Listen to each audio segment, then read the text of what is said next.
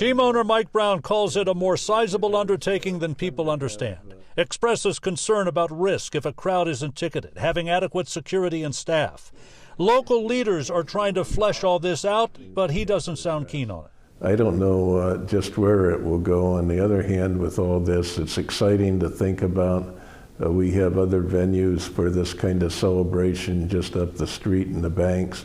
That works well, and they're set up to do this sort of thing. It's a hit, though, with some fans who wanted pictures with the big Bengals fans RV today.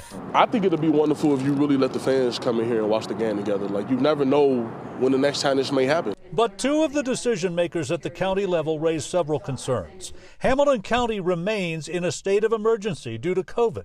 That's one issue. If there's a decision to open the stadium, in my opinion, people need to show proof of vaccination or that they've tested negative.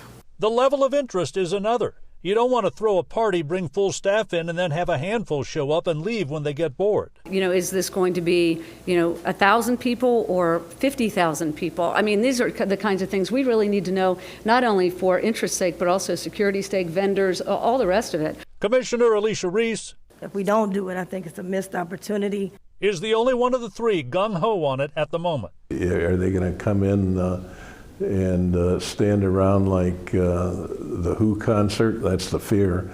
And there's that risk with a crowd that isn't ticketed. So we are told the issue of who would handle ticketing, the Bengals or some sort of third party, is something that is being talked about and discussed with the Bengals front office. And we should underline this as well. The NFL's never sanctioned a stadium watch party for Super Sunday. And so that's an issue. They're waiting to hear also from the NFL about that. Live at Paul Brown Stadium, John London, WLWT News 5. John, if a watch party at the stadium falls through, any other alternatives out there?